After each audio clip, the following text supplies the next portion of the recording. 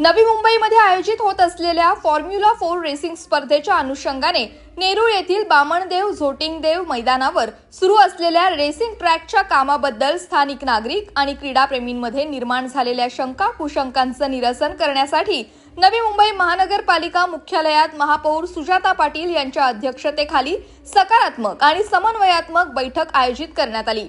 या बैठकीमध्ये मैदानांसंदर्भातील सर्व मुद्द्यांवर सविस्तर चर्चा करण्यात आली।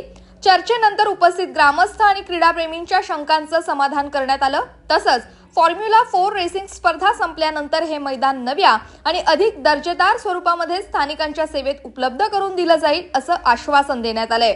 या निर्णयाच्या अनुषंगाने महापौर सुजाता पाटील यांच्या माध्यमातून पालिका प्रशासनाला देखील आवश्यक त्या सूचना देण्यात आल्यात। यावेळी भाजप नगरसेवक गिरीश म्हात्रे यांच्या माध्यमातून आगामी महासभेत एक विशेष ठराव मांडण्यात येणार असल्याची माहिती देण्यात आली आहे। या ठरावानुसार फॉर्म्युला 4 स्पर्धा संपल्यानंतर या मैदानाचा सार्वजनिक क्रीडा मैदान म्हणून पुनर्विकास करण्यात येईल।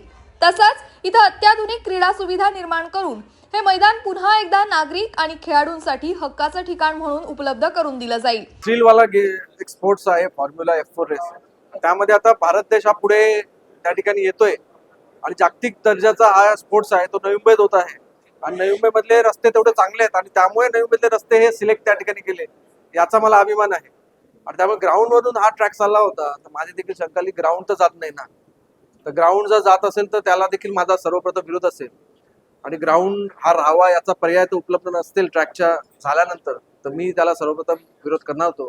गिरीश म्हात्रे तिकडचे स्थानिक नगरसेवक सर्व नगरसेवकांनी माझी भेट घेतली तेव्हा सांगितलं की या ठिकाणी ट्रॅक होतोय, ट्रॅकला विरोध आहे।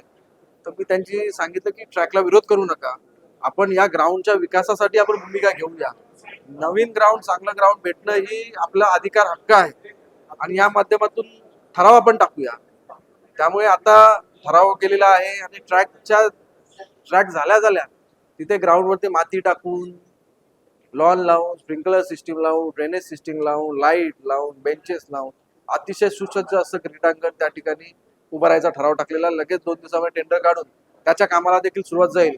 म्हणजे या F4 झाल्या या ग्राउंडच्या विकासाला देखील सुरुवात होईल आणि सुसज्ज असं तरुणांना ते ग्राउंड उपलब्ध होईल असं मला पण विश्वास। टेक्निकॅलिटी पॉसिबिलिटी वगैरे सगळ्या बाबतीत चर्चा त्या ठिकाणी झाली। त्यामुळे कुठलाही विरोध करण्याची गरज नाही। आता मला नाही वाटत की तरुणांचा विरोध त्या ठिकाणी आहे, त्यांची समजूत आपण काढलेली आहे। कारण की मी देखील याच्यातला एक भाग आहे, या ग्राउंड भेटण्यासाठी मी देखील त्या ठिकाणी प्रयत्न केलेला आहे।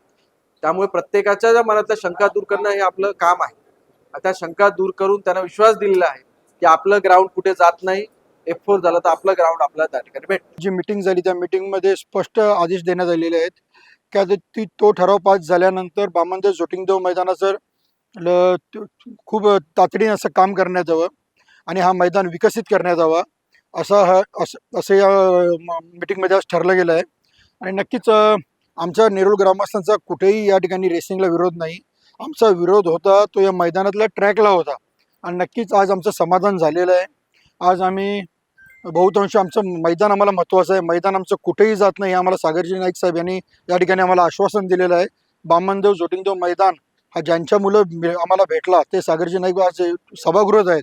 नक्कीच आज आम्हाला त्याच्यावर ठाम विश्वास आहे की आमचं मैदान कुठेही जात नाही।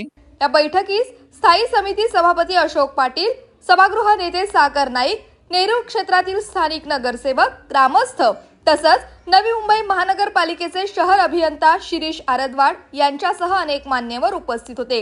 Bureau report, Navi Mumbai network.